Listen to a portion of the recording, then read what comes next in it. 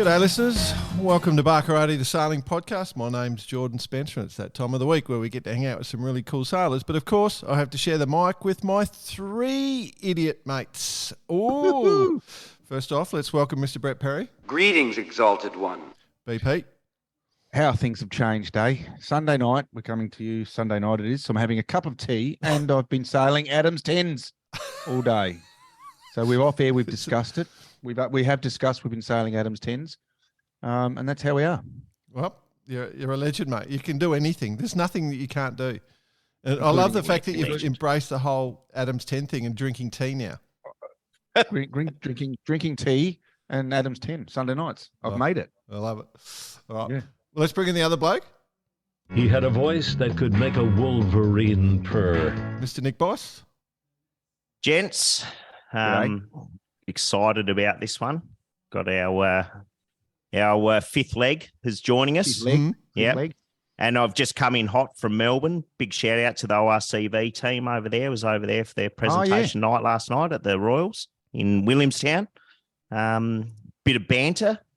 A few Barkarati fans that I said I'll give a shout out to. So, cheers to that. Cool. So, but let's bring our fifth leg in so we can discuss a bit more. And the fifth leg, Mr. Jody Shiels. Welcome to the show. How are we all? Listen, give me all you got! You've got to wait for your little thing. Do it again. The music. Go do the music. This George. is I've got one especially for you, Joe. You've got to have if you're one of the three. The intro. Right, what is Give me all you got! Listen, give me all you got! Give me all you got. Give me all you got. Give it to me, baby. Yeah, How not are the you, lads? first time you heard that. Fifth leg. How exciting. It is, bud. Well, it's that time of year, mate. Like we kind of Harry just Fisher's the fourth and I'm the fifth. yeah, we're going to be You've got a we regular. could be a centipede one day. Yeah, you've got a regular gig because we're doing what we like to do, which is talk about one of the things we love doing is talking about SailGP. We do the preview, the review, bit of PR, preview, review. And, we can't not have you being the inaugural commentator, back when they had Aussies as commentators rather than Pommies. Sarpos And and Poms. Yeah. Well, they've got one Aussie young lady on there now. Lisa. Yeah. Lisa's special joined the comments. fold, Special comment. Yeah. I believe. Yeah. I Do believe that's you happening. actually text her special comments during No. the broadcast? Mate, I got booted after season one. There's no way she needs my help. I could give her everything in my tip sheet, and she does everything opposite. She's probably got a good. It's going well, you reckon? Hey, I haven't told you what I got up to today. Yeah, go. BP's been Adam's 10 and boy, she's been signing autographs. Jordan's just been doing Jordan stuff. I played golf today. Golf, freezing cold golf, and I must say, boys, as a golfer, I'm a pretty good sailor, and I'm shit at sailing. So, we'll just leave it at that. Golf How was your banter on the course? That's what I like about golf, just going out and having a bit of banter with the boys. It was awesome. 4-man aim bros, and it was just game on Donkey Kong. So Yeah, I like it. Yeah. But apart from that, it's a dud game. Anyway, sorry for any golfers out there, but you gotta. It just doesn't excite me. You hit a really good ball. You go, wow, that's awesome. Then you just get leveled because the next one goes in the scrub or the water. Yeah, no, golf is a good leveler for sure. You come out of there almost depressed. But anyway, Nice way to ruin a good walk. Hey, boys, before we kind of kick it off, just something a little bit serious. Lost one of the best this week, Sir James Hardy. I mean, I don't know about you guys, but every bit of social media, every yachty you almost know has had some sort of involvement with Sir James, either heard one of his stories, got a bit of advice from him, or just been in awe when meeting him. So a big loss for the sailing community, but no, you don't get many bigger names than that, boys. You've had your own relationship with Sir James along the way, Jordan, and I'm sure the rest of you have as well. Yeah, Sir James. I mean, so for the listeners, Sir James is one of the legends of, the US lost Buddy Melgers, and Sir James is probably he's a gentleman, true gentleman. Like, he's an iconic human being in our sport. Went to a couple of Olympics, first ever sailing world champion in Australia, I believe. I might be wrong on that. Well, was one in Australia. Won the America's Cup, he was the reserve helmsman in 83, and he did a whole bunch of America's Cup campaigns. Brighton Seacliff. Big campaigner of the New York Red Pants. Yeah, he did do that. Loves a red pant, Yeah. for sure. But yeah, he's a Brighton Seacliff boy, which I am. Yes, he was. I was too. And the Hardy House is just literally right there next to Brighton Seacliff Yacht Club. So we all grew up with Sir James, shared the stage many times with the man, and he's just lovely. And his beautiful wife, Lady Joan, it's a loss. It's a big loss. It's hit a lot of people hard, and a lot of people sharing photos of their time with Sir James. So, yeah, he was important, very important. I never had the pleasure to meet the man. I've seen him once in person, but never met him. But as you said, Jordan, there's plenty of things that we can thank those sort of guys for that we have now. Yeah, like you said, big loss to not only sailing in Australia, but sailing in the world. Yeah. Lost a couple over the, like you said, Buddy Melgers, and, it's sad times. Yeah, we got one other.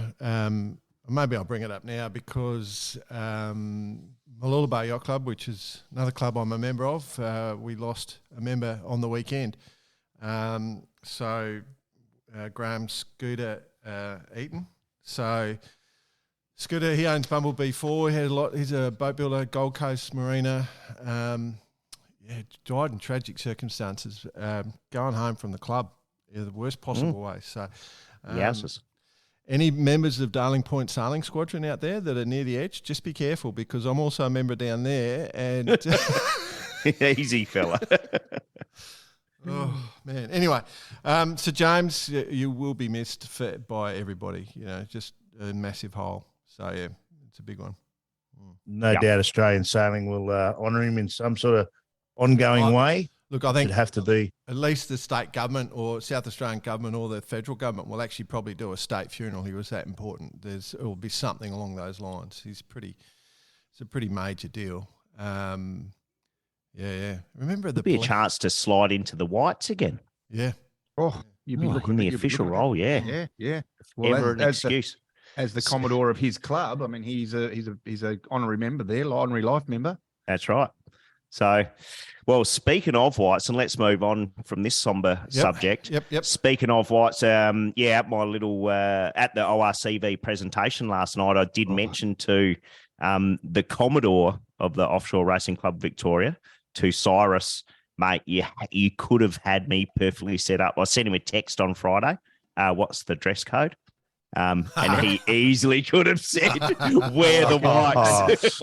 Missed opportunity to the max there. As he rocks up, all whited up, they look at you and just go, what the?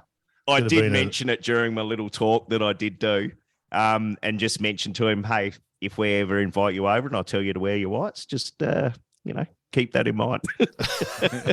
I would have went down the Wiggles skivvy mode or something like that. Just really made I was white wiggle. White wiggle. I see the white wiggle. Careful, that might stick. Yeah. All right. Carry on, man. Okay, so the goal of the episode is we did this before the start of the season 3, SailGP. We did what we think was going to happen. And which we got right. Well, I missed out by a late tack. I picked New Zealand, so. Oh, did you? Oh, well. Yeah. Hang on, Splinters. You didn't pick New Zealand. You picked New Zealand. You picked GBR, and you picked Australia. You picked everybody. I got it. You got them all. Yeah, but you got the top order. 3. You got 1. How good am I? Hey? So yeah, you did do it right. We'll just call you Colourmon from now on. Yeah, no. But anyway, so yeah, we'll review the season, and obviously we've had a long build up to the start of season 4. We've brought lots of changes, crew changes. There's all this new technology they brought on the boats. or no, they just moved the boats up to Chicago and went again straight away. It's very quick turnover in SailGP. So there's not the off season wasn't big. No, they didn't just go down to Mexico and for a couple of months and get on it for a while. No. Anyway, so where should we start? Should we start season 3? What do we reckon? We haven't. Let's have it part of the D and the B. Got to do the reviewed it before the preview. Okay. So Jody, you've done the reconciliation. You've gone back and you've gone the tips. So I picked the top 3. I honestly, I think I said at some stage I leant slightly towards New Zealand taking the overall. So I don't claim the win. What have you got? The other idiot showing. What have you got? Well, I think BP wasn't here. He was when we done that preview. I think BP was somewhere. Somewhere. He was scared. Lying under a tree or something, maybe. I don't know. He has that habit. Doing the usual. But I know, No, boys. I phoned in. I phoned a friend, and I phoned in, and I did say Australian. Oh yeah, no, good one. Yeah, actually, I have got that written here off the side there. He definitely said Australia. Boise went just go top 3, I guess. New Zealand 3, GBR 2, and Oz 1. So we got the podium right, but just not in the correct order. Yeah. I think me and Boise are drinking out of the same goon bag here because I got 3, 2, and 1 as well. Right. But New Zealand, GBR, and Australia. Yeah. So we're all in the same. We're all in that little world. In the realms. Yeah. I like it. Yeah. Well, that's Just, why we do what we do. That's why we do what we do. Yeah. One thing I did find interesting when I was going back through it was remember Japan. Yeah. They were still in the Oh, season. those fellas. Remember? Yeah, remember that team. The big chat about they were missing out on the first 2 races because they didn't have a boat, and then they were going to come back and get average points and take the season because it was going to be light and all this blah blah blah blah blah. Well, they're gone. Man, did we get that wrong? Didn't we get that wrong? And in comes Canada.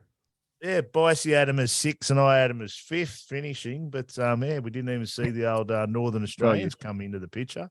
No. Exactly. No.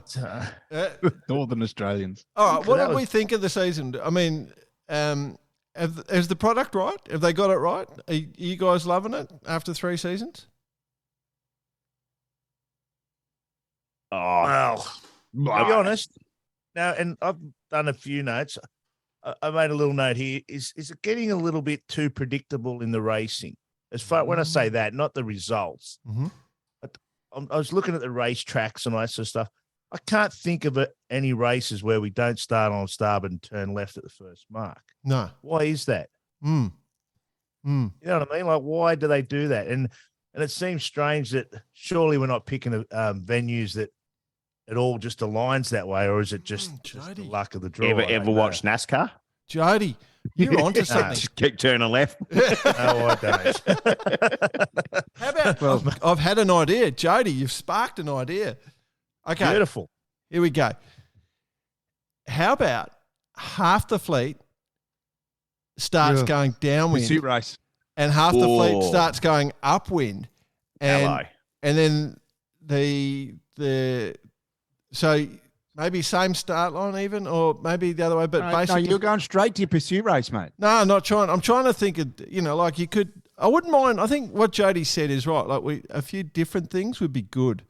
And it won't be long before they start doing that, Getting a little monotonous in that, pretty much on that court. When for EG, if you want to compare it to a Grand Prix track, the track's always different.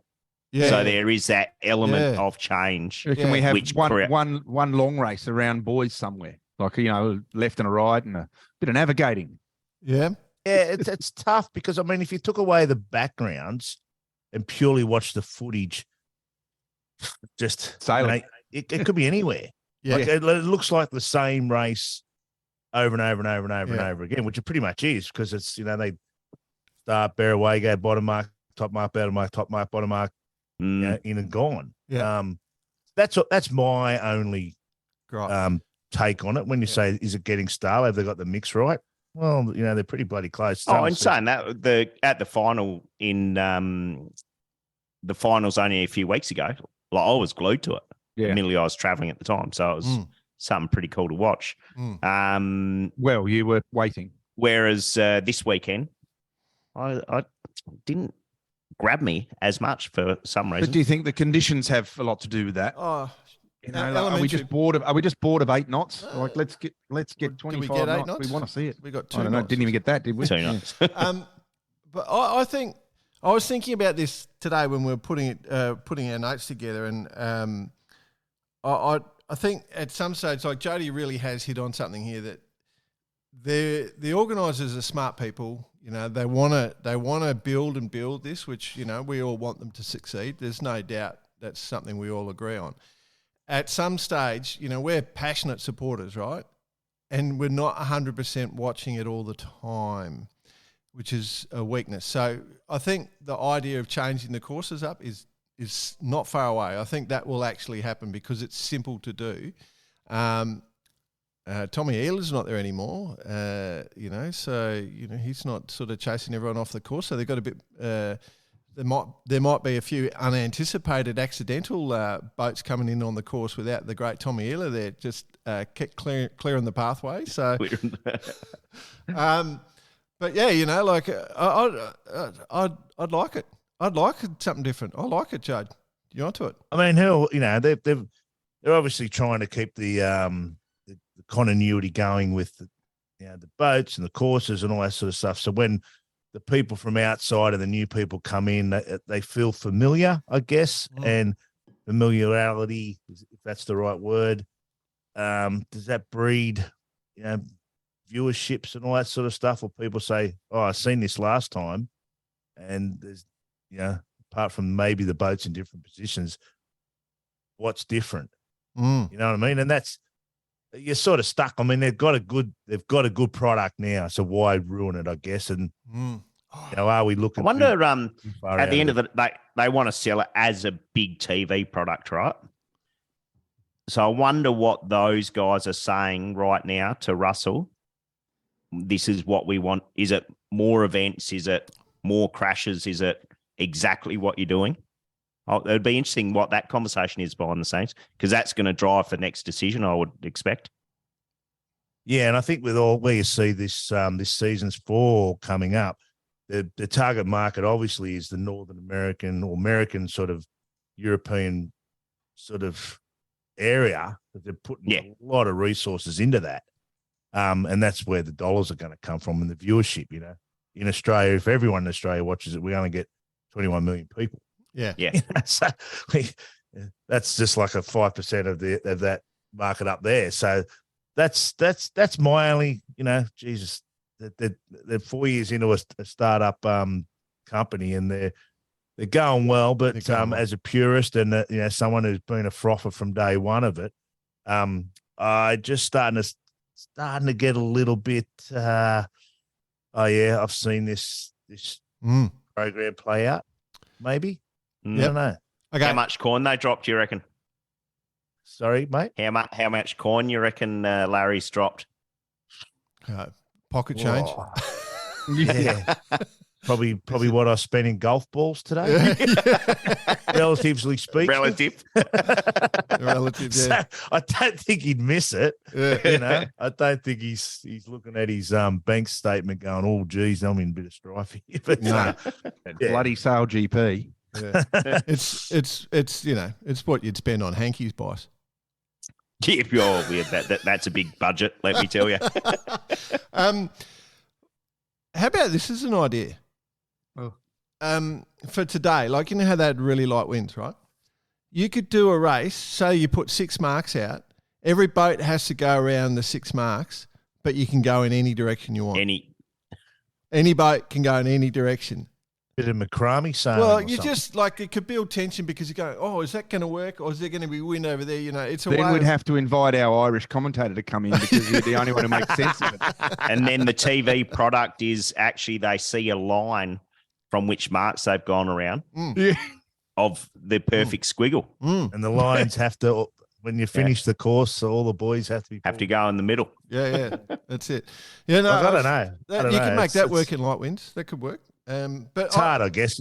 They're trying to put all these 10 boats on a little racetrack, you know, and in a 15-minute race window for a broadcast. I mean, we're looking at it as sailing, where they can't say they don't look at it as sailing. They're looking at it as a broadcast product. I made a comment a while ago. It's a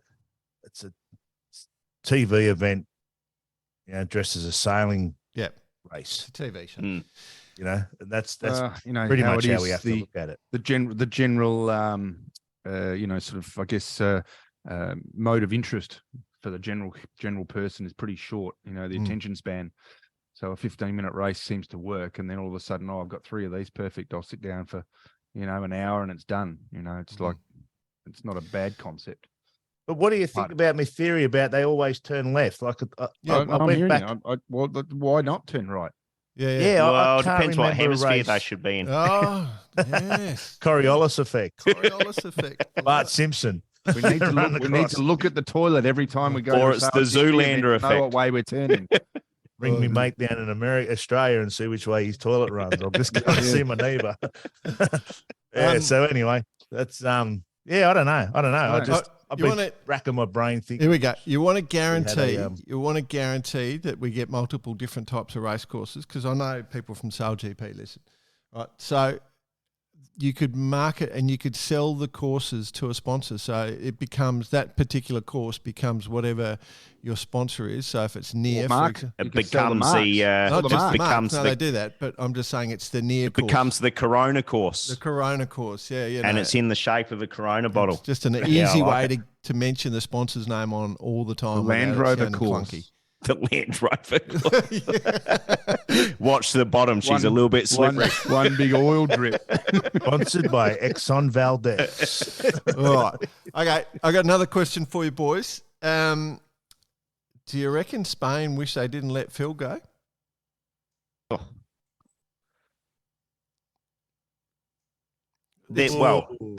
When did that all take place? That was the end of season 2, right? Yeah, into season 2. That was when our mates from Japan left. So there was inside info there, and he was able to have more run of the team, wasn't he? So he had a bigger role. Yeah, and then the Bitcoin man came on board, and Kent bought the Canadian team on, and I don't know. Poor old Phil, mate. I can't say what I want to say about Phil because it's a family show. It's a family show, but everywhere he seems to go and get his fingers in, it seems to turn. And this is not a shot on Phil. I love Phil. I reckon he's one of the biggest characters in SailGP, and I wish we had more of him, 4 or 5 more of him. But more Phils, not more of Phil. More Phils. No short person joke.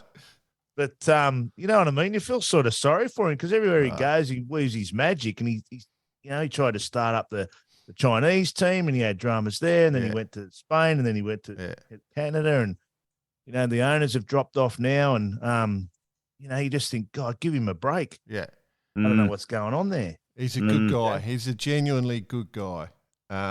Genuinely a good guy, and you're exactly right. Give him the go. But how good has he done? And how good has that Canadian team done? And they look like they're just as strong. They're in their home. Well, it's not their home waters anymore. Chicago, we were calling it the closest to Canada. But of course, there's a Canadian leg coming up in season 4. So is there? I believe. Yeah, it's a TBA. I think that. 1 to 2 June. It's on. TBA, it's on the website. Yeah.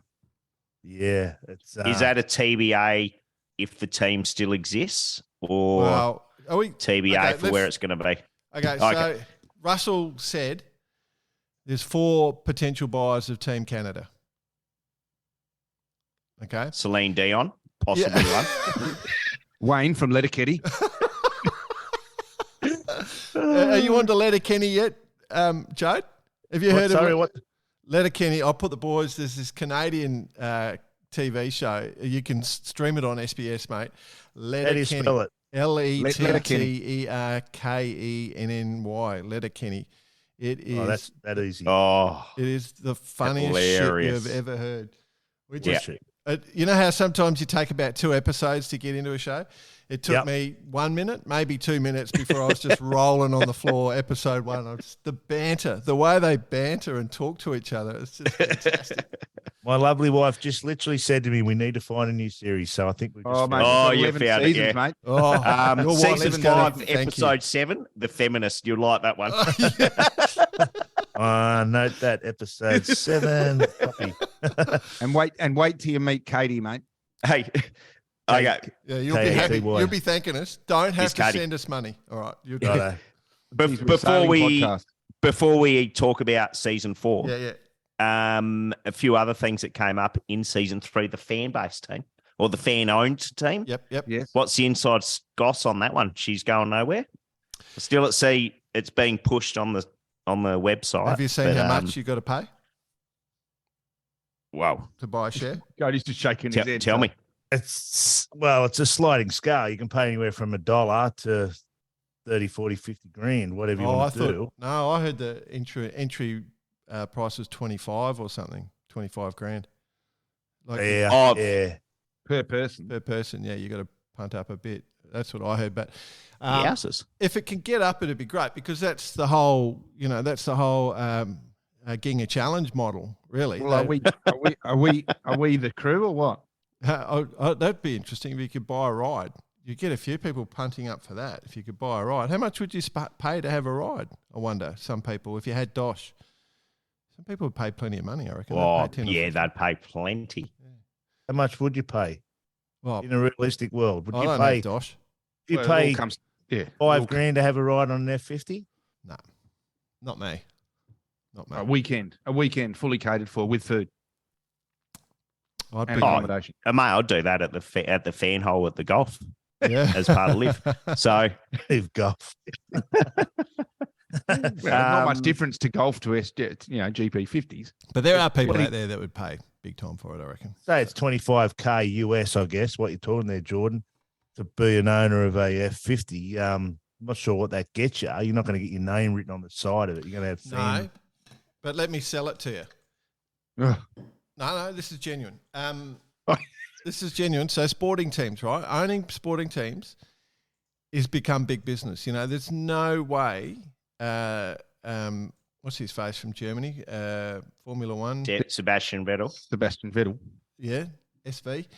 There's no way he's Yeah, throwing mate. money in without the whole idea of they're trying to create this sort of wealth, like you own an NBA team, right? You know, Michael Jordan's wealth jumped a couple of $1 billion just from buying into a license for one of the worst performing teams. So the fact that licenses, the people are starting. I think what's the license? It's 25 million to get a license now. So if they've done that, then they've created wealth out of nothing, basically. So, people, if you buy in as a private individual, you get a share of it. And, you could be, if it continues to grow, you could be wealthy from it. You could go from 25,000 to 26,000. 25 million to Over a 4-year period, too, by the way. But that is also going back to the Live golf model. Yep. That is the model there as well. So but I've got a suggestion. Yep. Fans is part of the word. Why don't they just get sponsored by OnlyFans? Now. That'll bring some coin in. And the driver is Renee Gracie. Oh, I believe she's a racing car driver. Yeah, correct. Who might have Was a the race car driver, yes. Yes. So Very we'll be talented. flicking between SBS on demand from Letterkenny, KO with a bit of SailGP and a bit of OnlyFans. Wow, this has really gone sideways, hasn't it? So No, I don't know, boys. I quite don't know. normal. I don't know whether I buy in, I would buy into a van only team, no. even if I had the cash. Well, no one is. So, not that I know, but I don't think anyone is. Last I think it was heard a they were. good idea that Yeah. and I think you had to probably move a little bit east of Florida and to a little island Called in the middle Bermuda. of the ocean if you wanted to be a part of that team. Yeah. Mm. If that gives you any sort of intel on where it was going to be based. Correcto. But yeah. Auckland Islands. Auckland Bombers. Okay, all right. Here's a question: are there any skippers at risk of losing their spot from after season 3? I don't. Yeah. Out of the main players, I think everyone's a big name and everyone is there. I think that's the cool thing. I think the one my point is Spain probably are still searching for that perfect setup. Well, they've gone through a few different skippers. Yeah, so whether Diego hasn't had Diego much of a stays chance, there yeah. for the season. Yeah. You know, I think they're still searching, finding their feet, but I don't know how long they're going to be given that opportunity to find their feet, you know. Do we actually know what teams are owned and what teams are? Well, the German team's owned. The Canadian team was supposed to be owned, but it's not. The Australian team, the rumour is that there's a buyer sniffing around them at the moment. Who else is owned? Denmark. GBR. GBR. GBR. Yeah, and Ainsley owned part of that. Not the US. US as well. That's Ellison's. Yeah, that's right. Yeah. France are heading down that road. Who are? France are heading down Yep, that road. yep. They're getting quite close. Yep. Sweden. Yeah. Maybe they might be coming on board soon. Ooh. Oh, hang on. That was might have been a bit of a bomb drop there. Oh, God. Can we have an all-female crew from Sweden? Oh, maybe. Yeah, come on. We've been down this road before. But yeah, By IKEA. I think there's out of the 10 now, I think 4 are still league owned. Is that right? 4 or 5 are still league owned. Because I did read The rest are private entities. I did read with interest the Russell report that came out during the week. Correct. Prior to the Chicago event.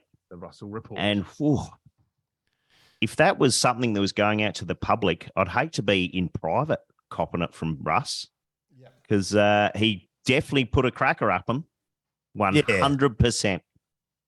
And when you said who's at risk, well, like you mentioned there that Ben owns his own team, but man, I know they got into the final last year, but they done nothing last year in the big scheme of things. Well, you know what I mean? And held off France in the last race, basically. Yeah, they got a talented. Like when they first hit the water in Sydney, they blew. Yeah, it was amazing. Everyone else off the park. Yeah, and it's pretty much the same team. Yeah, Dubes is there. Everyone's Parker's there. Yep. You know, Ben's there, and you know, and we've all heard off the broadcast that he's the world's most decorated Olympian, best sailor in the world, all that sort of stuff. So he'd have to be starting to be questions. And I know there was a bit of a tickle there about Giles Scott maybe taking the helm. Mm-hmm. Yeah. A couple of the upcoming events because of Ben's AC commitment. So I reckon internally Ben's probably under a lot of pressure. Maybe in his own head, you know, he's thinking, am I here for the right? Am I doing my team my best job? You know, it's his team, and you know, I guess at some stage he's got to think, well, do I step aside and for the betterment of my own team? Not to mention his own team also being the cup team as well. Yep. Yeah. And so they got which will be the interesting one this year, right?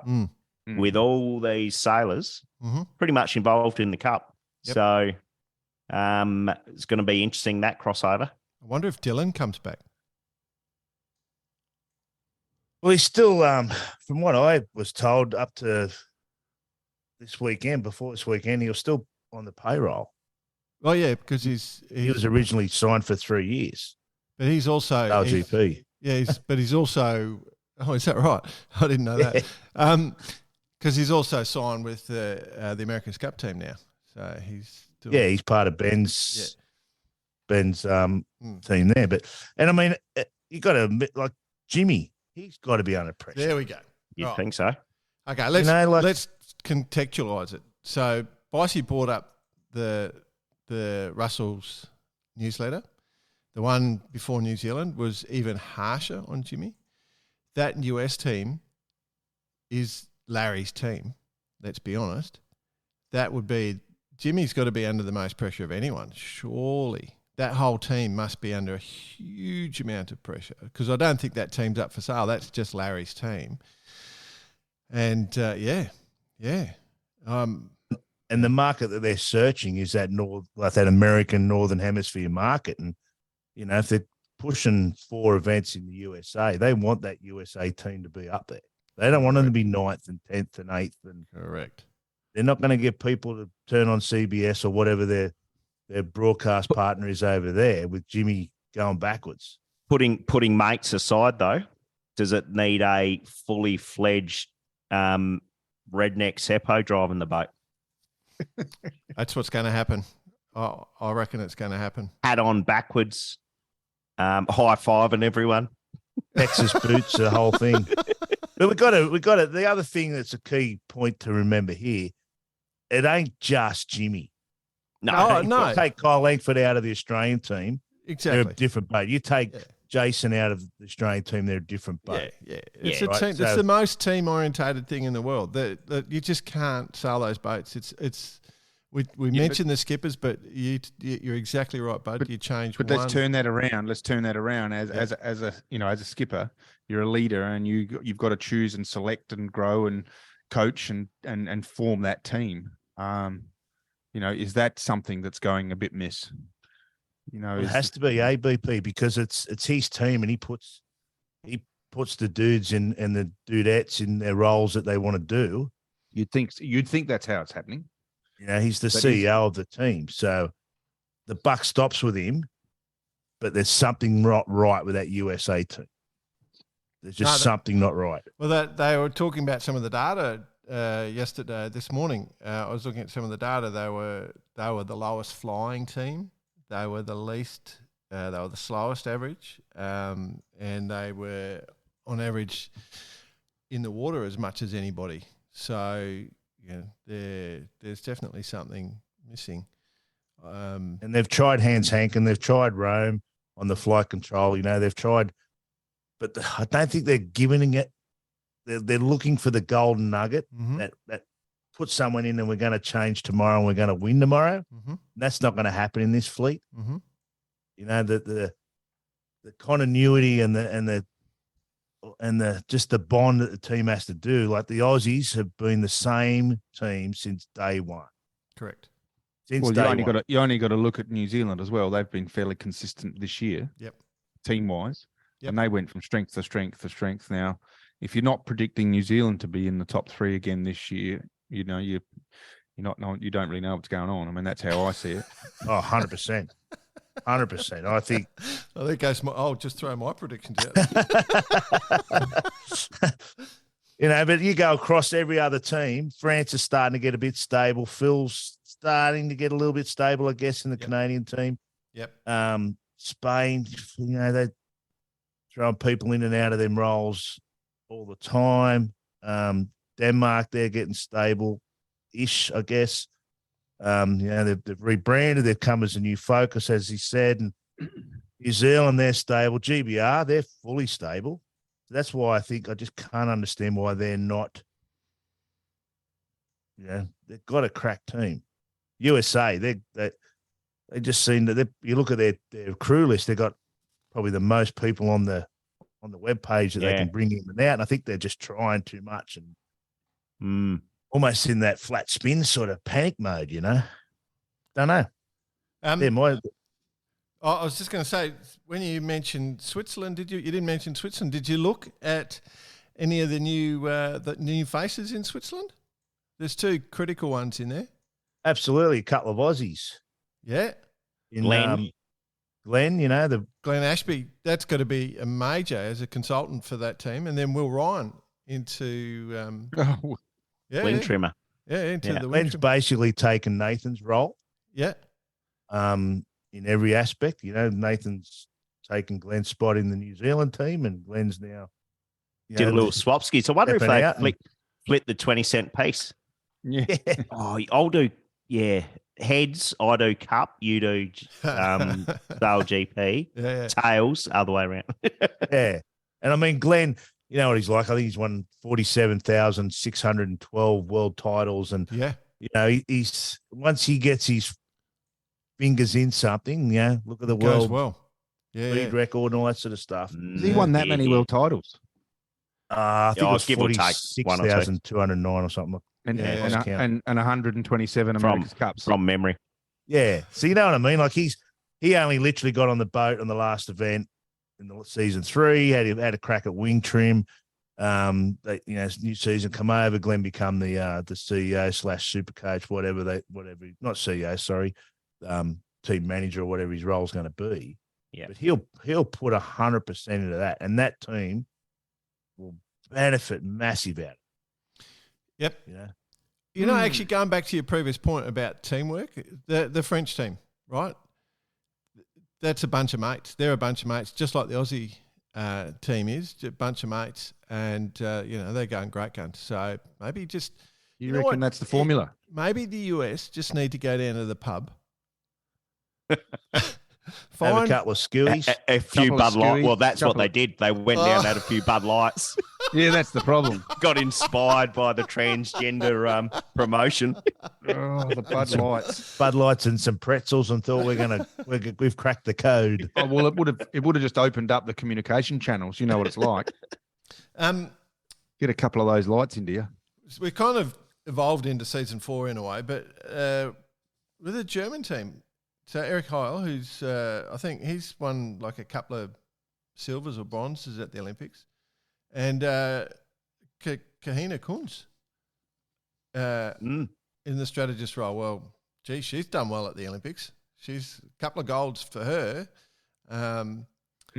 Very. And I note an interest, they've given the strategist more control this year with that new screen and all that sort of stuff. So that role has definitely evolved. Yep. So all the strategists have got that this year. So the German team aren't coming in too far behind the 8 ball there, because all the strategists are learning it. Yeah. So look, they certainly weren't disgraced day one of this event, were they? Well, I mean, it's not at all. They brought in. They didn't bring it. Obviously, they used the German sailor Stuart Bithell. The German sailor James Rybowski, German sailor Dan Morris, and Joe Sullivan. Joe Sullivan, yeah. Obviously a bit of experience, but which is exactly what that's the right way to do it. Get them in, get everyone trained up. We don't want accidents, and it's good, but the one thing about the German team, how boring is the paint job on that boat? At least it's not red. You know what I mean? Like, I had a crack at them the other day. Not them, SailGP. Like, you're watching the racing now, and there's 10 boats on the water. They have the helicopter shop. 10 boats have got flags hanging off their mast with what the country is, what their boat speed is, what they had for lunch, all this data, and you can't tell. You can't see the boats. Yeah. There's just so much. It's like they've got all these busy. toys and they have to use it. Very busy, yeah. But at least the German boat stands out now, that big, whatever you call that. I don't know what it is. Some graphic artist. Yeah, it was a bit Steffi Graf, from the 90s, that sort of look, like what was on the front of a tennis shirt sort of thing, like that sort of feel. Yeah, I think it's... Look, we all don't have a poster of Steffi Graf on our wall anymore. I was going to say, I can't remember what was on the front of Steffi Graf's shirt. But it's really kind of like the German rising sun, essentially. Isn't it weird that Boris Becker's got a photo of Steffi Graf on his wall? Yeah. Sorry, Jordan. Jim Courier. Jim Courier. Sorry, not Boris Becker. Jeez, not far off. Anyway, hey, I like it. It's good. It's it's different. It's vibey. I can see that in a t-shirt. Really cool. They can have white shirts with that logo and really personalize the boat and and the hats and stuff. I think it's pretty cool. It's just on a boring red boat with a bit of splash on it. It's I think it's nice. Good on them. Fair enough. Interesting one. Speaking of the Aussie team, Jason Waterhouse dropping out of the Olympics to concentrate on professional sailing. So, I mean, obviously, if you're Jason Waterhouse, you're the most in-demand guy in the paddock. Everyone sort of talks about him being the best flight controller in the field. So the more and more races, it's getting harder and harder to do multiple events. I actually put the calendar. I looked at the calendar of when the Cup overlaps with SailGP. You know, like it's going to be tough. Like it's a Cup year. We're going into the Cup. This is it. Here. Not to mention the Olympics as well. And the Olympics with the lead up there. Yeah. So there's going to be a few decisions like this, and it's. Before we get to our predictions, because we're not far from our predictions, the effect of the Olympics and the Cup on the teams is going to be massive, massive. So, just for the workload's the key. I mean, it's how do you keep the amount doing of I mean, you just got to look at Slingers and those guys with American Magic. The amount of hours that's being put into the testing of those boats. I mean, all of them it's huge. It is huge. They are on the water. It's a 7-day-a-week project right now. If you include SailGP in that, it's all. What you don't want to happen is SailGP become oh my god, I've got to go to SailGP next week.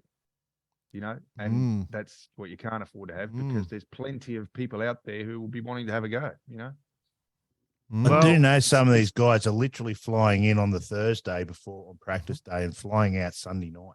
That's exactly after the racing.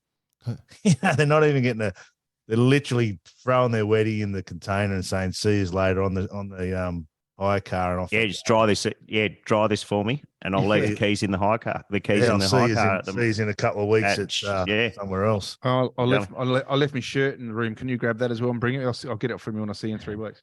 So when you go down that road, then Jordan, like you said, the USA's involved in that. The Australians are involved in that. The GBR is involved in that. New Zealand's involved in that. Yep.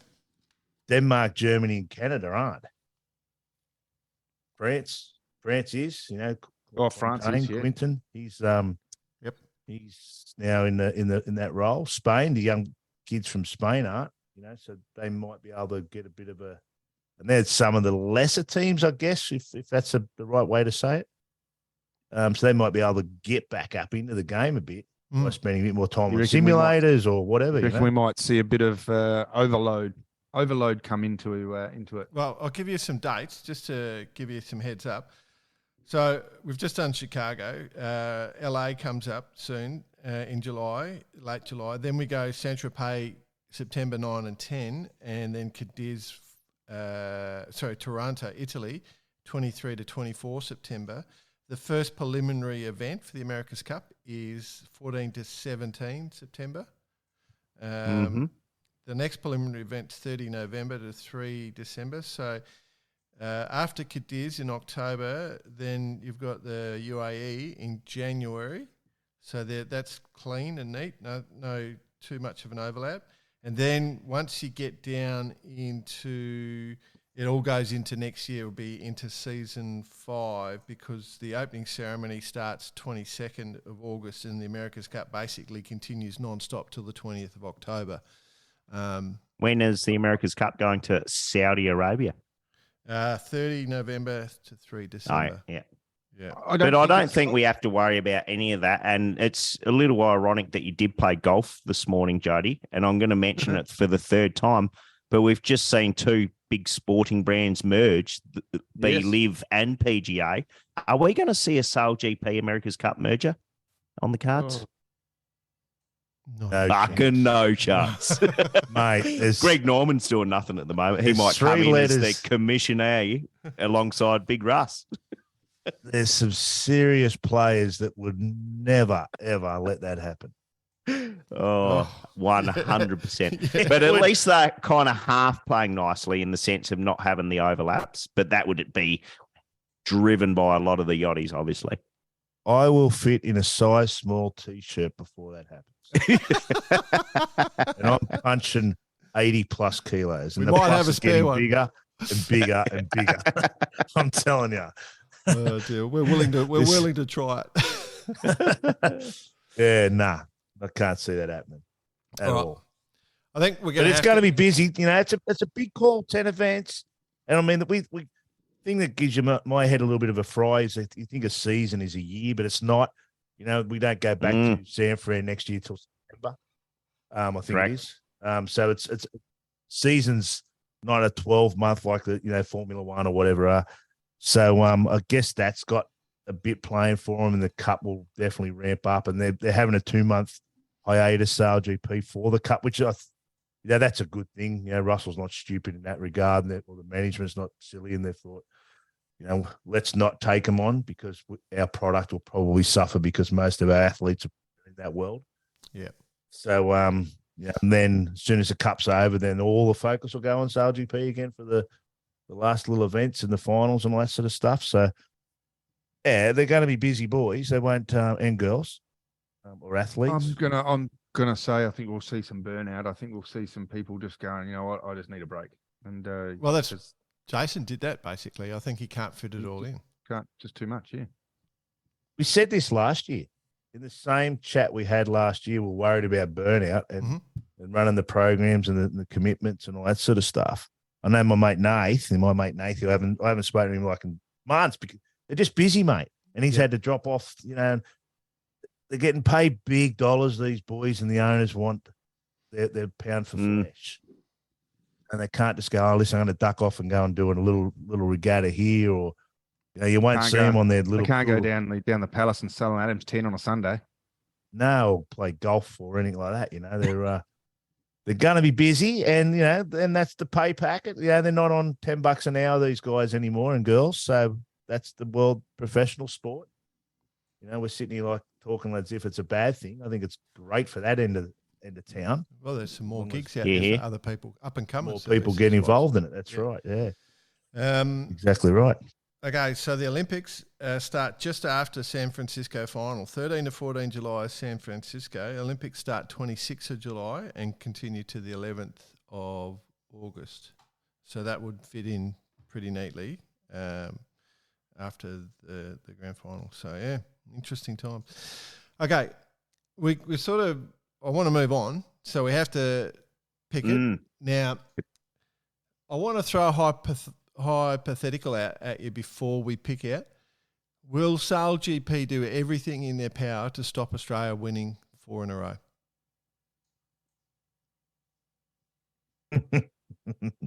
No. How can they? What are they going to do? Send whales on the course or something? Oh. Hit the orcas. The orcas up. Yeah, they're going to hold an event just out of Gibraltar. The orcas they're going to train the orcas to chase a green boat. Yeah. I mean, it's a bit of a romance thing. 4 in a row. Not many top end sports have done 4 peats. 4 peats, have done 3 peats, but 3 peats. I think it's also, it's the benchmark. Yeah. So there's no question that they are the team. There's no question, right?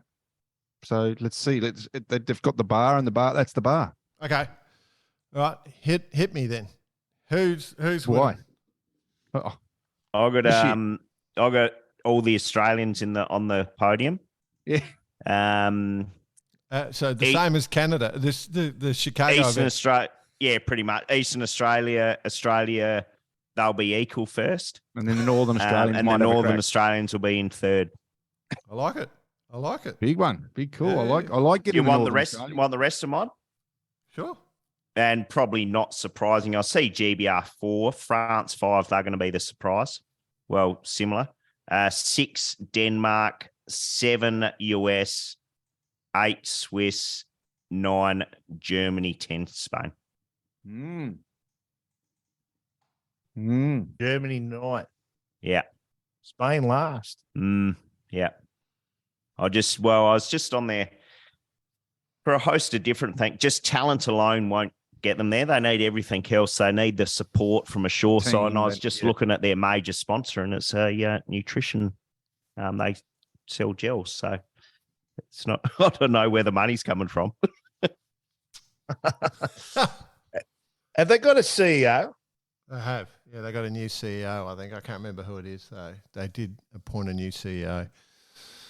So I think that's the model moving forward too, where some of these owners, like we've got Tommy CEO and got Ben CEO and Pete and Blair joint CEO of New Zealand, that burnout thing you were talking about, BP before. You know, like you got Bruno over at France. He's doing all the work, and the sailors can concentrate on the sailing. Do you think that's the better model to do? Well, we saw how if you take that particular example, how well they went last year from expectations. How well they've gone, yeah. No, so there's a fair few teams when you go down that list that don't have a full-time CEO, I don't think. So maybe that's the new model moving forward. Don't know. What's your pick there, old Splinters? You going to actually have a crack this year, or are you going to just sit on 1-1-1-1-1-1-1-1-1-1? Yeah, that was good. That was a good run. New Zealand will win. Not a question, he reckons. No. Or they'll come second. But they might come third. They might come third. They might get into third. If I'll say, if they come third, they'll be getting the fourth. I'll say it this way: I'm with Bice. New Zealand and Australia are the top two teams. The next tier is I'm intrigued. I reckon France are definitely in the next tier, and maybe Canada if they get their shit sorted. They've got the ability to be that next tier. But so I'm going France. GBR, geez, I'm feeling like Jody was sort of saying, they might be just on the way backwards slightly. So I might just drop them down a fraction. And then the next teams, so I'll go France, Canada, the next two, and then GBR, and then Denmark. I reckon Switzerland are going to do better than we think. Germany are going to go okay, but I think fuck it, you know what? I'm going to go Switzerland, Germany before US. Ooh. Wow, you got US down. Can't wait till we get Jimmy on. Yeah, I know. Well, it's no... Again, we tried. No disrespect to Jimmy at all, but no. I just can see major ruction. So what'll happen is, the US team won't do as well as they want. They might pull it apart, try and stick it back together, and that'll push them down the bottom again. They'll have and then much as we've got some good friends on that Spanish boat, and I would really, really, really like them to do well, but I don't know that they're there just yet. What do you reckon? I don't know. I'm just a bit BP. I think we've fairly well agreed with the general order. I think New Zealand, France, Australia, it's on my top three, not in that order, just New Zealand, France, Australia is where they're going to be fighting it out. I think GBR is going to struggle. Canada will be in the fray, and then it's then it just goes down through the group. Denmark will be sort of the top of the next lot. I think United States are going to struggle. Switzerland, Spain, and Germany, they're all going to be battling for those minor points. That's how I see it. Pretty similar to you guys. Well, it's hard to come up with anything because we haven't, there's nothing. Nothing's changed we got since past the last form. event. No, but you got to look at the experience, and when the pressure's on, who does turn it on? And we've got 3 seasons now of the teams that have been there in the sort of in the end of the day, and New Zealand have only been in 2 seasons, and look what they've done in this season alone. Yep. They've really launched themselves into a powerhouse. Although they had a very poor last 2 events, they sort of they limped over the line. But I think they're going to look at that and go, well, But then they cracked it in the final race, and were one literally 30 or 50 meters away from winning the race in the final. In the final, Yeah. So that's. You got to look at it that way. Why don't you count us down from 10, Joe? From mine or from you blokes? No, from you. No, from you, mate. bud. Oh, my go. Yeah. Okay, my go. I'm going to go. Unfortunately, 10 Spain first. in Spain. 10. Yep. I'm then going to throw in Japan. And then I'm going to throw in. Oh, hang on. I'm looking at the last. Sweden. Sweden. That's 2022, mate. Fans only, then the only fans, and then Ginga Challenge.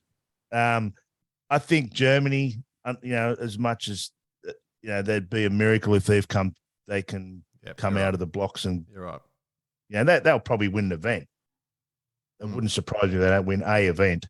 But whether they got the consistency for the season, which you look at how the Aussies won last year, they won biggest winning margin for the season, not just the last race, but they won the season by the biggest winning margin by literally being consistent. And that's the key, being consistent. We got Denmark, GBR. I think GBR are gonna really struggle. I don't know. I think something's not right there. Ben's don't know, but they're just as liable to come around and throw egg in our face because of who they are. USA, I think they're going to be mid packers. I reckon purely because of who they are, and like you said, Jordan, they're basically Larry's team. That it'll have to change. The market that they're trying to push into and want to get a foothold in is that market, and they need that team to perform. So it'll just happen. You know how things in our sport just happen? Yep. Yeah. I think it'll happen. My concern is, will Canada be here for the whole year? Yeah, good question. They've lost their major, they've lost their owner. The league's brought them back. I know our little bet that me and Russell have every year, which he hasn't paid up for 2 years. I went double or nothing on the final, and I lost it, so I'm spewing. Anyway, he likes golf. Yeah, he does. He hasn't invited me over to his house to play golf, but he said that he reckons Canada will be right up there this year, which is interesting. So if they're around, I reckon they're going to be fourth-ish. France, I reckon they're going to have a cracking year. And then Oz, and then the Shaggers, our friends across the ditch, New Zealand, I reckon they'll win it. So we're all cheap pretty, Shaggers from across the ditch. Yeah, we're pretty aligned. We're all pretty aligned there, which is interesting. And this was, we haven't colluded here, which is interesting. That's nice whether we're all really smart or all really, really dumb. The only one that's put a red boat on the podium is Bice. They're Canadians. Yeah. Yeah. Don't paint your boat red. That's 100%. Yeah, you're right. Green. Don't paint. Oh no, BP's got GBR's fourth. Yep. Yeah, so they're red. Yep. Already reds. Cool. Yeah, so that's where I think the season's going to pan out. Continuity's the key. Familiarity, easy for you to say. Yep. These teams need to find it, and it ain't getting any easier. They're not getting any practice time. They're trying to cut down in movement of athletes and all this sort of all the keywords they're using as a business. Turning up on the day of practice racing and getting out in these boats and then wanting to perform. They got a bit on .com. Yeah. Well, all I can say is we'll watch with interest and, may the best team win. And what episode are we? 214? 215? 214. So, yeah, we'll have to do a little recheck it. Well, it's almost a bit of a half-season report, probably, given that there is quite that big break through November, December. So we'll be able to just see where we stand. Cool. It's funny when they say, they're trying to really avoid collisions and all that sort of stuff. They're putting a lot in place for that. But I've got a funny feeling that there's going to be some fireworks pretty soon. I think everything's bubbling, you know what I mean? Everything's really nice and I think we're going to see something really explode. I hope. Gotta happen. There's a bit of poking going on. Gotta happen. You watch all these little snippets they're putting out on the their media and stuff, and there's a little bit going, and I just think there's at least we won't be there to be blamed. No. Well, and the beauty is no boats nor people will be hurt in the production of that AI producing that sort of crash for us all to watch at our pleasure. Yeah. I mean, yeah, like you said, Boise. It's Boise, sorry. These guys might be robotic. These boats might be robotic very soon. That's we it. had 4 people on the boats today. Yeah. Flopping around in a 9-minute race. That drives me insane. But, yeah. And I saw a bit of social commentary on one of the socials. Can someone please tell me what the grinders are doing? All they're doing is just winding, right? Yeah. And I was thinking, how do you explain that to a non-yachty that doesn't know about the power build-up and stored energies and all that sort of stuff? It is so ridiculous. And they got foot pedals and knee pedals and all this sort of stuff. And someone made a point of there's 26 things have to happen in synchronized event, just attack. Yep. You don't see that. You just see the animals turning. So true. So they need to sell that to the public. Good luck, and that's why people want big money. Yeah, just press a button, make it. Press a button, make it happen. Speaking of pressing a button, Jordan, get the bass out. What a segue! Hey, we're smooth, smooth, pros. Yeah, no, we're smooth. All right, other news, boys. Mate, you sticking around, Jodes? Yeah, stay with us, Jodes. Just for the next. You mind? I'd love to. Yeah, just a bit of idle chit chat about. We've got to talk about an area of expertise for you, the Opti World. I won a couple of heats in the Topper State Championship once here at Wangi. Oh, that's relevant for next week's. That's relevance for next week's show. Really? Oh yeah. Relevance. Club events, boys. Relevances. Club events. This is for about events that are happening. Clog racing is back in The Hague. Yeah, falling clogs. Falling clogs.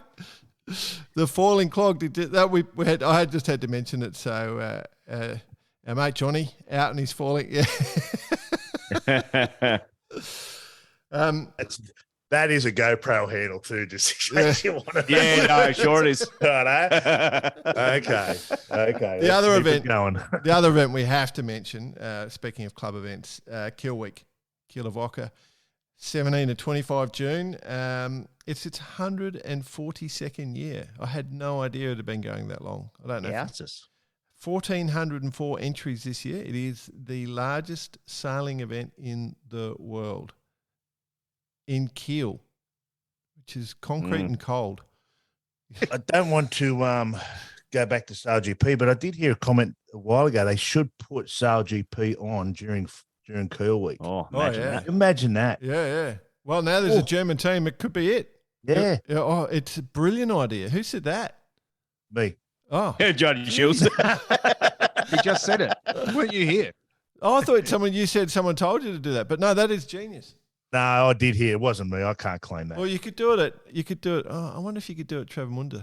That little canal there. Imagine it. But Kiel will be unreal. Yeah. But it'll be cold. Yeah, but I've never done it. Have you guys done that Kiel Week? Negative. Yeah. Jordan would have. Yeah, been up for Kiel Week. 505. It is massive. There's just boats everywhere, and it's one of the great events. But take your dry suit, even though this time of year. But anyway, she's good luck to everyone competing. Huge number, 51 different countries attending. People from 51 countries, 1,404 entries. It's a big one. Definitely worth watching if you can. What's the wind like at that time of the year in Kiel? Well, we'll hold off on wind, Joe. We'll just have a discussion about wind in a sec. Yes, we will. Okay. Didn't you send him the while we're on club events, Jets, actually. one coming up, a little heads up, June 27th, the Transpac kicks off. Ooh. So that's something I'll do a bit more of a rundown on that in a couple of weeks once they're up and running. But they have that stage start.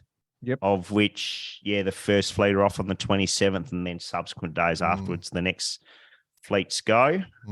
So that'll be one to keep an eye on, possibly one of the nicer races one could do.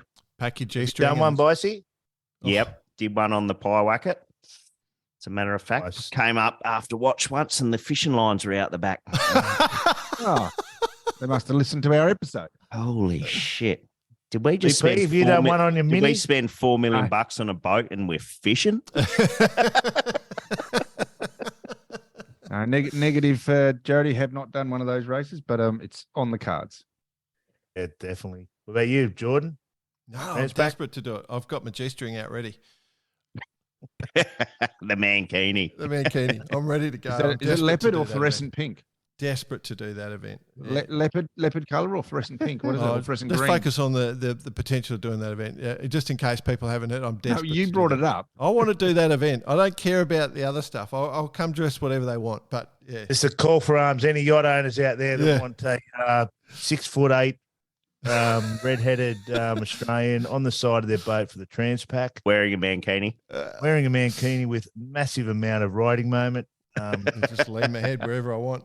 Please get hold of Jordan Spencer. All right, Jack Lloyd, listener of the week. We've got a few good ones. Ian Thompson, that was nice. The Jaybird, which is that TP52 that got fully renovated. Ah, yes. With all the electric power systems. It's a husband and wife team, and they I think they did the double-handed in the Hobart. Yeah, they did. Yep, they did. Oh, gee, this they've invited us to do Ellie Race Week with them. Oh, have they? I wonder if that invite includes you, a 6'8" Australian with red hair sitting on the side wearing a mankini. With massive you could do it up at massive riding mount. Yeah. As long as you got your sunscreen on. Anyway, really nice thing. So I had a look. They've done a beautiful job. So good on them. No, look, the boat looked great. I went and looked at it in Sydney. It's awesome what they're trying to do as well. What are they doing? Just hooning around the world selling awesome regattas on it. Yeah, I think so. God, how good. Good on them. Yeah, exactly. I mean, bugger this work thing. That's what we've got to start doing. Pushing the whole hydrogen thing. So he's I think he's pretty tech savvy. So he's they're pushing it pretty hard. Yeah, I can see me doing that. One needs about $30 million and the rest of my life off to do it. So I just got to work on my wife. In that order, or? Dear. All right. The other one we got a message from Dave Harris just about the Australian Women's Keelboat Regatta and the excellent performance from the Derwent Sailing Squadron, which is a really good thing to do. So Dave is plugging his yacht club and the female sailors from that club who did really well with excellent performances in Division 1. AMS Div 1, second ORC, wins in the S81 design and third Division 2 PHS. Amazing how well women represent these clubs with so many great women involved in our sport. It has a bright future. Good on you, Dave. That was a nice one. Like that one. And then and well done to the girls. Yeah, absolutely. Well done. To everyone that compete, but it's a good event. So good. That one. And the other one I wanted to just quickly say, Ned Fairley came in. We said if anyone had a good idea for interview subject, he send us, and he had a great idea. So we'll probably run with that one, Ned. That was good, man. Go on. What you're laughing for, boss? Well, Ned, Ned's idea. It'll be interesting to talk about the clothing choice of this particular person. So we'll just keep that one in the vault for now, but stay tuned because it could be very interesting. Let's put it this way. It could be along the lines of Jordan doing his Transpac. You got to give us...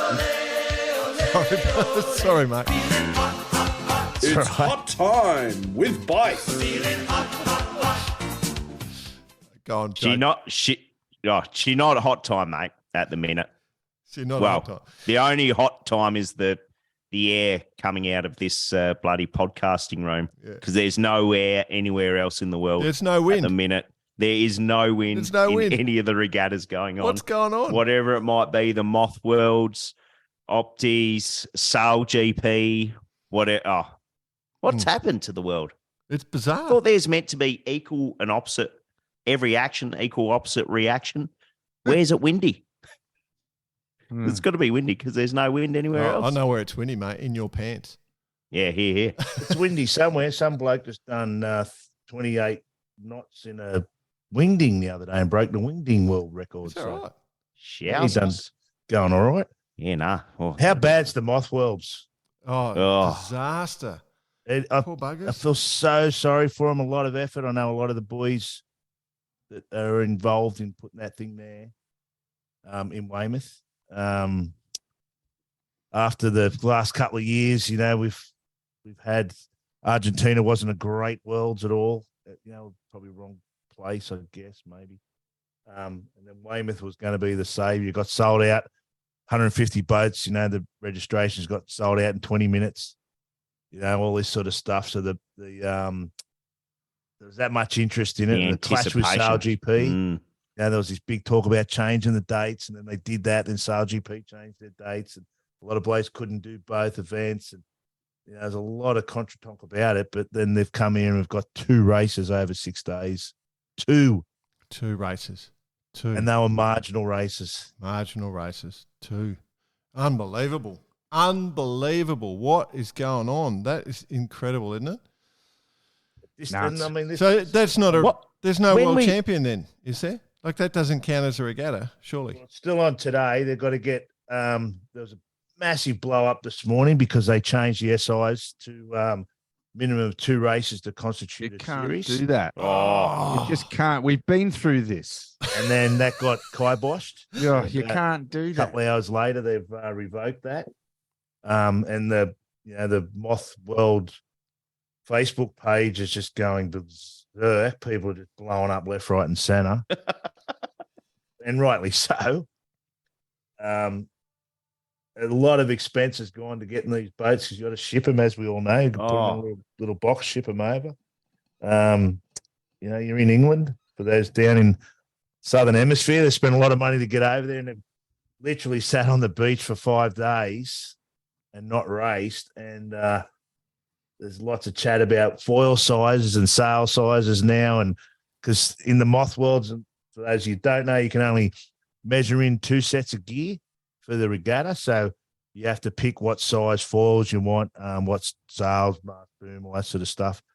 They did that. The class do that because they want to try to control the cost, which is BS in my mind, because outside the Worlds, everyone's got all that gear, because they sail in all the different ranges. Then you've got to decide, you've got to set your boat up for the location you're going to. And you got to say, right, I'm going to have this foil, this vertical, this horizontal, this sail, this boom, this mast, pack it in your coffin and away you go. And you get to the event and the event turns, funnily enough, the weather doesn't play ball and you're stuck with the wrong gear. So I've sat in many AGMs. I've done a few Moth Worlds and I've sat in the back of, not actually sailing many Moth Worlds, but I've done a few events as far as the commentary side of it. I've sat in a lot of the AGMs. They have this argument every single year. Every single year they argue about equipment, the two equipment rule. And half the fleet said no because we're going to get costed out of it, and the other half say, well, we're going to end up painting ourselves into a picture, and that's exactly what's happened here at this event. It's could a low rotor be leading the regatta? 100%. If you turned up there with a low rider, which you're allowed to do, it's not a, they've had scows turn up. We had scows in Perth. We had 2 scows mooning up and down in Silver Fleet, having their own little battle, and they have a scow world champion if you turn up. Yeah, if a gift moth turned up at that event, no, sorry, Jordan, no, because the other thing that the class has done, which is stupid in my mind, is that they've put a rule in that if 50% of the fleet isn't foiling during the race gets called off. Yeah, right. That puts the onus on the fleet. So if you're having a Barry Crocker or whatever, you sit the boat down. Sit the boat down. Exactly. That's a mistake. You sit the boat down, mate. And then if the RCO's looking across a nautical mile or whatever of racetrack and sees boats sitting over in this corner and boats sitting over in that corner, and he does a rough guide of 50% art foil and, red flag the race and come back. So that, I don't know. So, gents, I've got some good news for you. I'm just having a look at Weymouth at the minute. It's currently midday and it's 1 knot. And I'm just having a look at the webcam. She is a glass off. Glass off. Wow. No sound signal after 3. So they've got to get 2 more races in to at least constitute a So we've got series. 3 hours. You see who's sailing, though?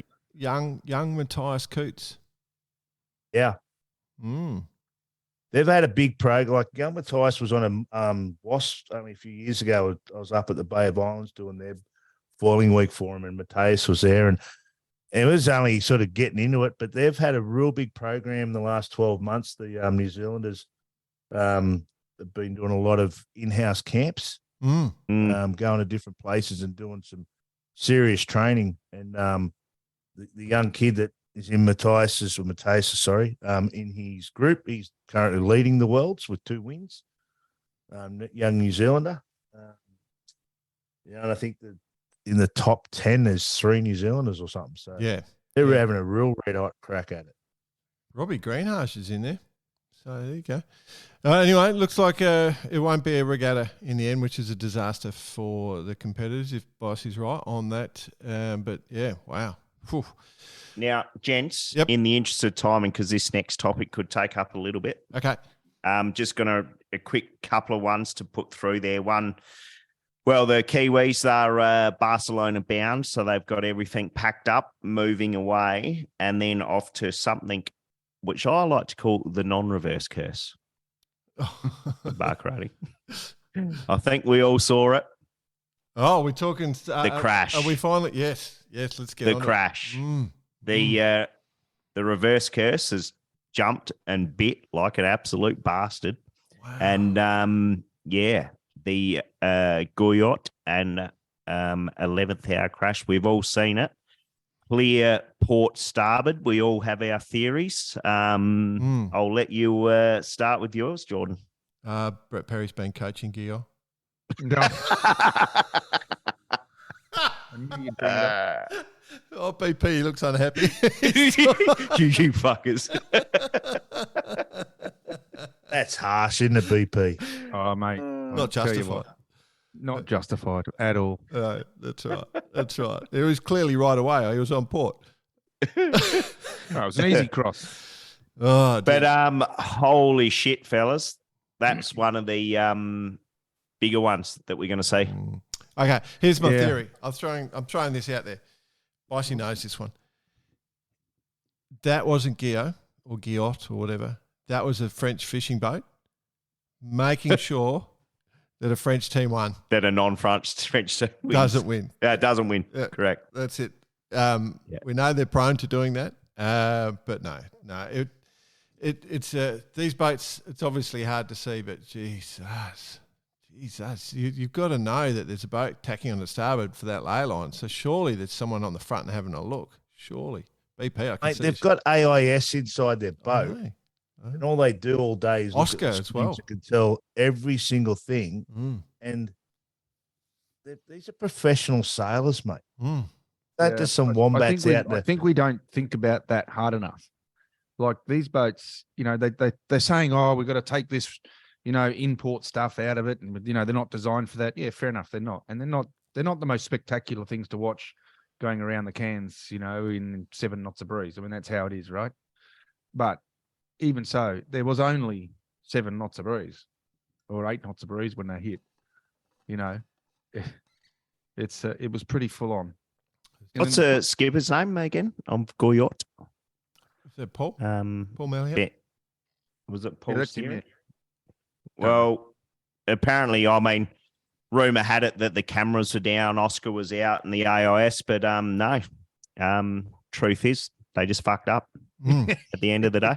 Sancho blew out. And I was, again, seeing a lot of the commentary about it all. And this is the reason one navigator will never, ever laugh or look down at someone that hits a rock, because you're probably the next one about to hit it. Yeah. And they just stuffed it up, and the consequences, unfortunately, were pretty dire. Very dire. Very dire. I mean, I don't know. And they must be feeling so bad. Terrible, yeah. So I mean, I don't know, and I don't know if any of you guys know, how if they're going along on port and they saw it at the last second, then tried to get the main off, whether that makes a huge difference, and how responsive it is to that. But they just didn't even look to respond, did they? They just didn't even see it. It just was just straight. And then, 11th hour actually bore away to try and She rolled into attack. Ease the hit. Yeah, they tried to. Yeah, so. Not having rudder elevators is a, the things go upwind with a bow 40 foot in the air, which restricts your viewing. That you see them in the imports where they try and sit outside and they steer outside so they can look at. But Jesus Christ, like, I know that's the rule of the mockers and all that sort of stuff, but why not? Like, what's it going to do if you put rudder elevators on? It's going to level the boat out, yeah? Mm-hmm. This would be your world, I guess. This is your world of expertise. It's got to make the boat more stable. It's got to make the boat easier to sail and probably more safer. Well, I mean, in this instant, they weren't even foiling. I mean, they were just ooching along, So. But they were close. Like you see that onboard shot at Guyere were, they still had a lot of bow up. As soon as they start moving the bow, they were probably doing what, 10 knots, 10, 12 knots. They seemed to rock on the back of their boat pretty quick.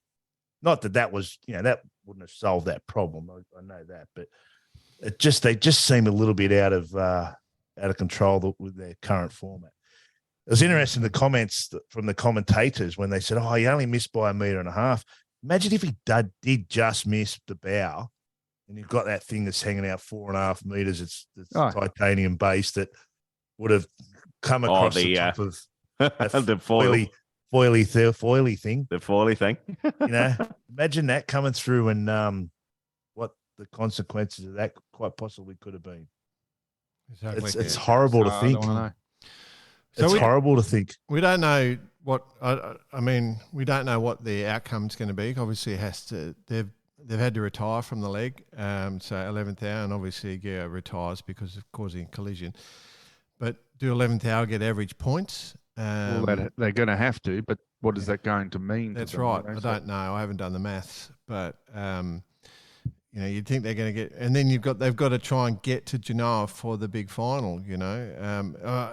It's frustrating, obviously, and then there's no wind, so the boats are just drifting around. They're only just into the Bay of Biscay, I think. I haven't checked for 20 Maybe hours. They'll get out there and get out there. Yeah, so they've just entered the 11.8 knots. Yeah, correcto. So they're faster than moths. Yeah. So, but yeah, it's a real downer for like what could have been a really intense battle. So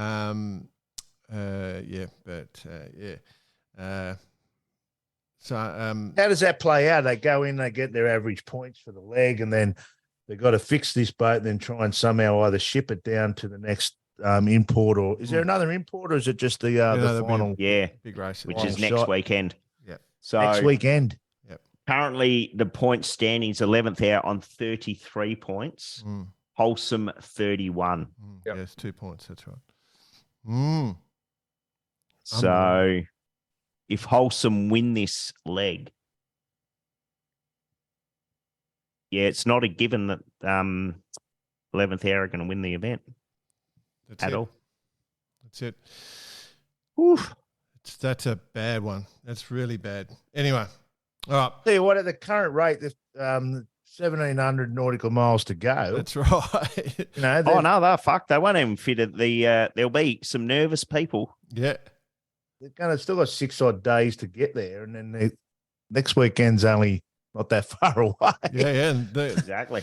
I mean, there's nothing to say that orcas don't come out to play going into the Straits of Gibraltar. Not to mention and stuff getting like up the med. Yeah. Anyway, it's. I mean, they've been hindered too. You watch their imports, and I think I made a comment to you guys a while ago. It's like watching submarine racing. Yep. They had no wind, and then they had a bit of a gale, and they were pretty loose. Cape Town, yeah. Correct. Fun. So they've all these regattas have definitely been peppered with no breeze. Yeah. All right. Well, anywho, what else you got, boss? No, that's about me on that one, boys. Right. we'll just speed through a couple of things. Just mention a few things that the Opti Worlds are on currently for those who are big fans. So the Opti Worlds are on. 250 boats. Yep. Something to be said about that, my friends. Absolutely. Super Yacht Cup in Palma kicks off 21 of June. So in a few days that kicks off, 21 to 24 June. And I think the double-handed, the Euro champs or something, the ORC double-handed European Championships have just been run and won, racing around the island of Zealand. Not New Zealand, but Zealand. 290 miles of racing, 31 boats. The original Zealand. Reminds me of a story. We're sailing up the English Channel on ABN AMRO, and Scott Beavis looks at the plotter. Look, there's an island named after New Zealand. Hang on, might have been the other way around. Anyway, so BP, were you aware that was on? I wasn't, no, but I must admit I've been a bit head down the last 2 Missed weeks. missed the memo. Adam's Tenning. So 3 classes, Class A, B, and C. White Shadow, a landmark 43. The books, a pair of books won that. Rose of Sweden, Rosengren, a pair of Rosengrens won that. And then in a J105, and then a pair of Nudsons. It's the family event. Yeah, what is it? Yeah, is this like first 34.7? So there you go. Anyway, I'll watch with interest. So racing around the island of Zealand, which is obviously quite beautiful. So happy days. Good luck to everyone out there. Well done. Plenty on. There's a whole heap of events I haven't mentioned. It's a busy time for no wind to be around. We're just getting on the edge of the northern, all the boats going north, Ellie Beach, Hamilton Island, all that sort of stuff's going to start kicking off soon. So pray for a bit of breeze. Sailing's on. It's on. It's full ball. Yep. She's game on, boys. Cool. Jody. Strap in. Thanks Enjoy. for joining us, bud. Good fun. Thank you. Thank you very much, guys. I'm going to go and watch the US Open golf and get the head in the game. See how I can get myself a private jet and become one of those live golfers on 800 million a year. But exactly. They're the combined golfers now. Anyway, guys, thanks very much for having me again. It's been a pleasure as usual, and hopefully we get to do this all again another time. Here. Oh, and just actually before I sign off, quick shout out to the Blackjack fellas who have had recent success in the Med. More recently, just with the Deralia taking line on us. So awesome. Well done. Nice work. Cool. Are we done? We're done. Okay, We're lads. done. Or Get out the any guitar. sponsor Have you got a plugs? guitar? Any sponsor plugs? No, not Any this week. this week? No, not this week. Well, I'll go and just get look around what I can show. Go I've got and a get Stanley 8-meter tape measure. It's a measure of success. Quite ironic. As you flashed that up earlier, Jody, I just got an email from GoPro. Your subscription was being cancelled, taking the piss out of our kit. Oh, dear. All right, lads. See you, lads. Good one. Thanks for See you, listening, boys. everyone. I appreciate it so much. Speak to you next week. It's a good episode, by the way. Already in the can. It was a really The nice can. chat. It was a really much more classy than this one. Get a patter.